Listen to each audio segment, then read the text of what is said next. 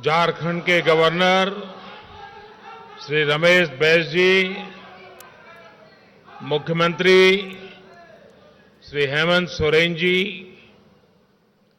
केंद्रीय मंत्रिमंडल के मेरे साथी श्री ज्योतिरादित्य सिंधिया जी, झारखंड सरकार के मंत्रीगण, सांसद निशिकांत जी, अन्य सांसद और विधायकगण, देवी और सज्जनों,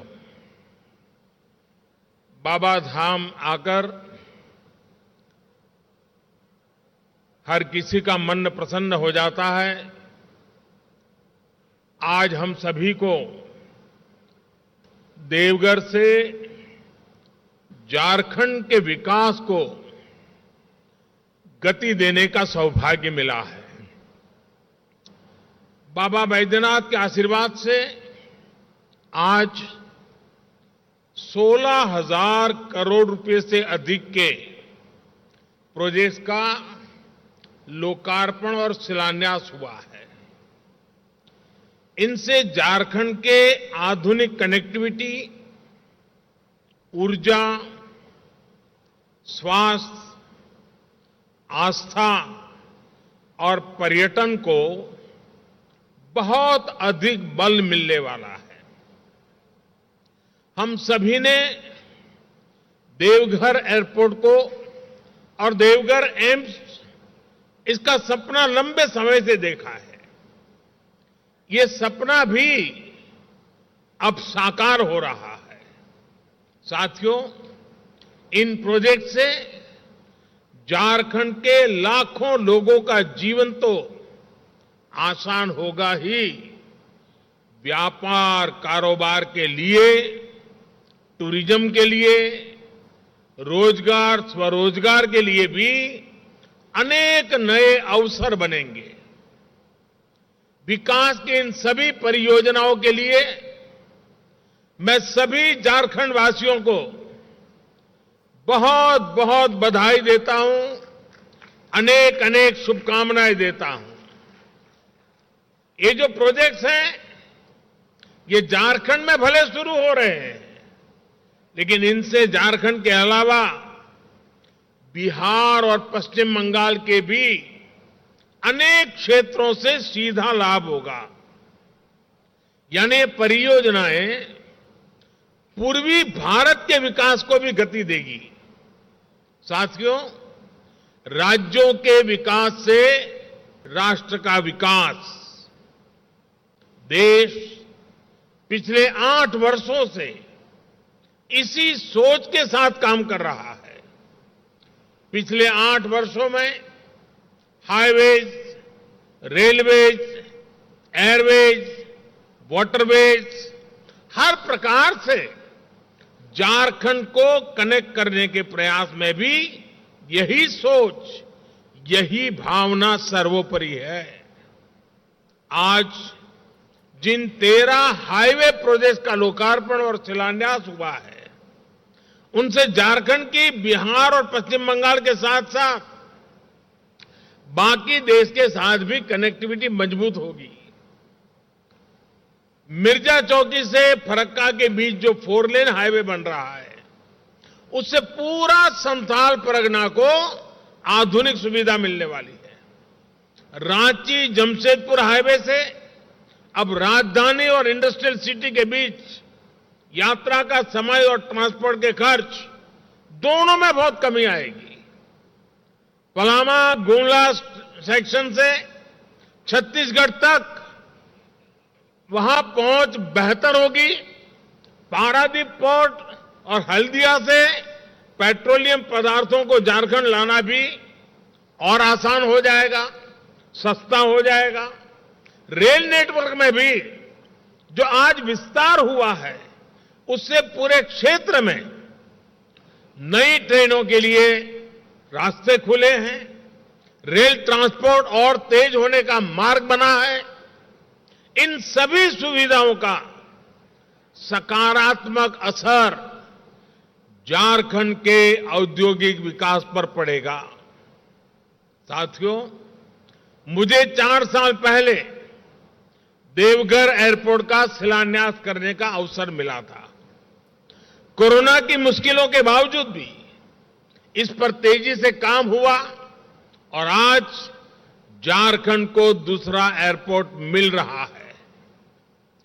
देवघर एयरपोर्ट से हर साल लगभग 5 लाख यात्रियों की आवाजाही हो पाएगी। इससे कितने ही लोगों को बाबा के दर्शन में आसानी होगी। साथियों, अभी ज्योतिरादित्य जी कह रहे थे, हवाई चप्पल पहनने वाला भी हवाई यात्रा का आनंद उठा सके, इसी सोच के साथ हमारी सरकार ने उड़ान योजना की शुरुआत की थी। आज सरकार के प्रयासों का लाभ पूरे देश में दिख रहा है। उड़ान योजना के तहत पिछले 5-6 सालों में लगभग 70 से ज्यादा नए स्थानों को एयरपोर्ट, हेलीपोर्ट और वाटर एरोड्रम्स के साथ उसके माध्यम से जोड़ा गया है। 400 से ज्यादा नए रूट्स पर आज सामान्य से सामान्य नागरिक को हवाई यात्रा की सुविधा मिल रही है। उड़ान योजना के तहत अभी तक 1 करोड़ यात्रियों ने बहुत कम मूल्य पर हवाई यात्रा की है। इनमें से लाखों ऐसे हैं जिन्होंने पहली बार एयरपोर्ट देखा, पहली बार हवाई जहाज पर चढ़े। कहीं आने जाने के लिए कभी बस और रेलवे पर निर्भर रहने वाले मेरे गरीब और मध्यम वर्ग के भाई बहन अब कुर्सी की पेटी बांधना ये भी उन्होंने सीख लिया है। मुझे खुशी है कि आज देवघर से कोलकाता के लिए फ्लाइट शुरू हो चुकी है। रांची, पटना और दिल्ली के लिए भी जल्द से जल्द फ्लाइट शुरू हो, इसके लिए भी प्रयास चल रहे हैं। देवघर के बाद बोकारो और दुमका में भी एयरपोर्ट्स के निर्माण पर काम चल रहा है। यानी झारखंड में आने वाले समय में कनेक्टिविटी निरंतर और बेहतर होने वाली है।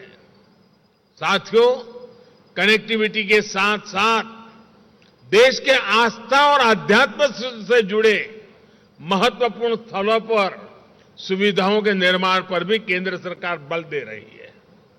बाबा बैद्यनाथ धाम भी प्रसाद योजना के तहत आधुनिक सुविधाओं का विस्तार किया गया है। इस प्रकार जब संपूर्णता की सोच से काम होता है तो पर्यटन के रूप में समाज के हर वर्ग, हर क्षेत्र को आय के नए साधन मिलते हैं। आदिवासी क्षेत्र में ऐसी आधुनिक सुविधाएं इस क्षेत्र की तकदीर बदलने जा रही है। साथियों, पिछले 8 वर्ष में झारखंड को सबसे बड़ा लाभ गैस आधारित अर्थव्यवस्था की तरफ बढ़ते देश के प्रयासों का भी हुआ है। जिस प्रकार का इंफ्रास्ट्रक्चर पूर्वी भारत में था, उसके चलते गैस आधारित जीवन और उद्योग यहां असंभव माना जाता था। लेकिन प्रधानमंत्री ऊर्जा गंगा योजना पुरानी तस्वीर को बदल रही है। हम अभावों को अवसरों में बदलने पर अनेक नए ऐतिहासिक निर्णय कर रहे हैं। आज बोकारो आंगुल सेक्शन के उद्घाटन से झारखंड और ओडिशा के 11 जिलों में सिटी गैस डिस्ट्रीब्यूशन नेटवर्क को विस्तार मिलेगा। इससे घरों में पाइप से सस्ती गैस तो मिलेगी ही, सीएनजी आधारित यातायात को, बिजली, fertiliser, steel, food processing, cold storage, ऐसे अनेक उद्योगों को भी गति मिलने वाली है। साथियों, हम सबका साथ, सबका विकास, सबका विश्वास और सबका प्रयास के मंत्र पर चल रहे हैं। इंफ्रास्ट्रक्चर में निवेश कर विकास के, रोजगार, स्वरोजगार के नए रास्ते खोजे जा रहे हैं। हमने विकास की आकांक्षा पर बल दिया है, आकांक्षी जिलों पर फोकस किया है। इसका भी लाभ आज झारखंड के अनेक जिलों को हो रहा है। मुश्किल समझे जाने वाले क्षेत्रों पर, जंगलों पहाड़ों से घिरे जनजातीय क्षेत्रों पर हमारी सरकार विशेष ध्यान दे रही है। आजादी के इतने दशकों बाद जिन 18,000 गांवों में बिजली पहुंची, उनमें से अधिकांश दुर्गम क्षेत्रों के ही थे। अच्छी सड़कों से जो क्षेत्र वंचित थे, उसमें भी ग्रामीण, आदिवासी, दुर्गम क्षेत्रों का हिस्सा सबसे अधिक था। दुर्गम क्षेत्रों में गैस कनेक्शन, पानी कनेक्शन पहुंचाने के लिए भी पिछले 8 वर्षों में ही मिशन मोड पर काम शुरू हुआ है।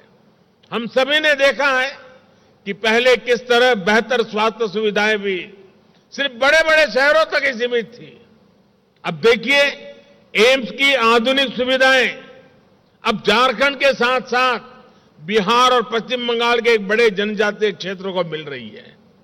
ये तमाम प्रोजेक्ट्स इस बात के प्रमाण है कि जब हम जनता की सुविधा के लिए कदम बढ़ाते हैं तो राष्ट्र की संपदा का निर्माण भी होता है और विकास के नए अवसर भी बनते हैं। यही सही विकास है। ऐसे ही विकास की गति को हमें मिलकर तेज करना है। एक बार फिर झारखंड को मैं बहुत बहुत बधाई देता हूं, बहुत बहुत शुभकामनाएं देता हूं। बहुत बहुत धन्यवाद।